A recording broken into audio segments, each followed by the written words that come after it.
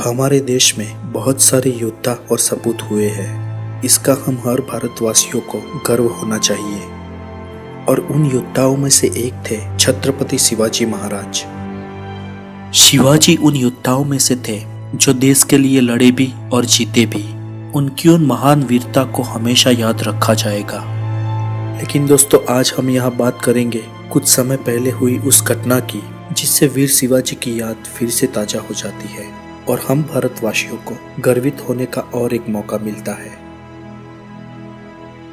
तो दोस्तों, बात है वियतनाम की। वियतनाम एक छोटा सा देश जो साउथ एशिया में और भारत के पूर्व में बसा हुआ है। ये वही वियतनाम देश है जिसने शक्तिशाली महासत्ता अमेरिका को युद्ध में धूल चटा दी थी। जी हाँ दोस्तों, दूसरे विश्व युद्ध में न्यूक्लियर बम का उपयोग करने के बाद 1945 के बाद के सालों में अमेरिका एक महान विश्व शक्ति के रूप में सामने आया। डिफेंस और ताकत में उस समय विश्व के तमाम देशों ने अमेरिका की जबरदस्त शक्ति देखी। उसके 10 साल बाद 1955 में इतनी बड़ी महासत्ता अमेरिका छोटे से वियतनाम देश के सामने युद्ध लड़ा। ये युद्ध 1955 से 1975 तक पूरे 20 साल चला। पहले और दूसरे विश्व युद्ध से भी लंबे इस युद्ध में वियतनाम ने अमेरिका को बहुत बुरी तरह से हराया और पूरी दुनिया को पता चला कि एक छोटे से साउथ एशियन देश ने सुपर पावर अमेरिका को हरा दिया। ये बात 100% सच है दोस्तों। आप वियतनाम वॉर के नाम से गूगल में भी इसे सर्च कर सकते हैं और कई सारी लाइब्रेरियों में भी इस वॉर के बारे में ज्यादा जानकारी मिल जाएगी। तो दोस्तों, हमारी बात अब शुरू होती है। युद्ध में अमेरिका को परास्त करने के बाद वियतनाम देश के राष्ट्रीय अध्यक्ष को एक पत्रकार ने सवाल पूछा। जाहिर सी बात है कि सवाल यही होगा कि आपने अमेरिका को कैसे हराया। लेकिन इस प्रश्न का दिया गया उत्तर सुनकर आप हैरान हो जाओगे और गर्व से गदगद हो जाओगे।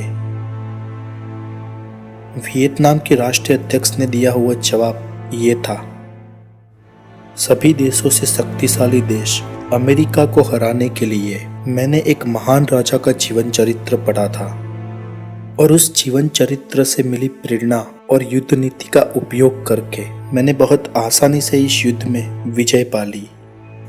पत्रकार ने फिर से प्रश्न किया, कौन था वो महान राजा? वियतनाम के राष्ट्रीय अध्यक्ष अपनी कुर्सी में से खड़े हो गए और गर्व के साथ बोले, छत्रपति शिवाजी महाराज। महाराज शिवाजी का नाम लेते हुए उनकी आंखों में गर्व से भरी चमक थी। राष्ट्राध्यक्ष ने अपनी बात कहते हुए आगे कहा, अगर ऐसे किसी राजा ने हमारे देश में जन्म लिया होता तो आज हमारा पूरे विश्व पर राज होता।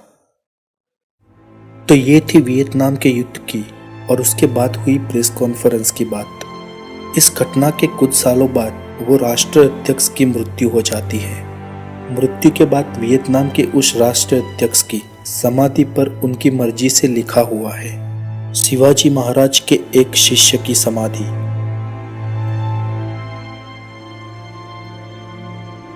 कुछ साल पहले वियतनाम के विदेश मंत्री ने भारत की मुलाकात ली थी। पूर्वनियोजित कार्यक्रम के अनुसार उनको पहले लाल किले पे और उसके बाद महात्मा गांधी की समाधि पर ले जाया गया। इन दोनों जगह की मुलाकात लेने के बाद उन्होंने पूछा कि महाराज शिवाजी की समाधि कहाँ है।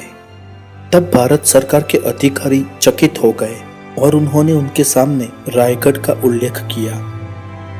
विदेश मंत्री को उनकी इच्छा अनुसार रायगढ़ ले जाया गया और उन्होंने महाराज शिवाजी की समाधि के दर्शन किए।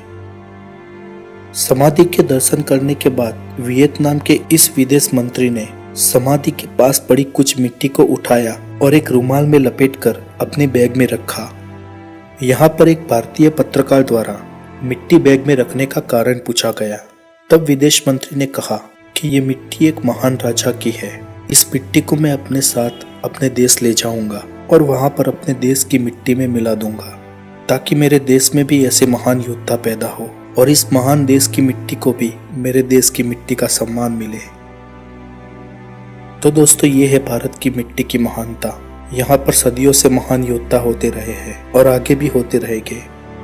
ये तो हमारे सिस्टम की मूर्खता है कि हमारे बच्चों को गुलामी काल और मुगल काल के बारे में पढ़ाया जाता है और उस काल में उस समय हमारे योद्धा कैसे लड़े थे उसके बारे में कम पढ़ाया जाता है।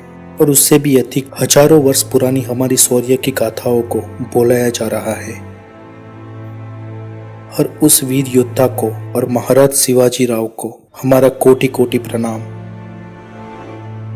दोस्तों, आगे भी हमारे साथ जुड़े रहने के लिए और हमारे आने वाले वीडियोस को देखने के लिए हमारे चैनल द नॉलेज को जरूर सब्सक्राइब करें। आपका बहुत बहुत धन्यवाद। जय हिंद।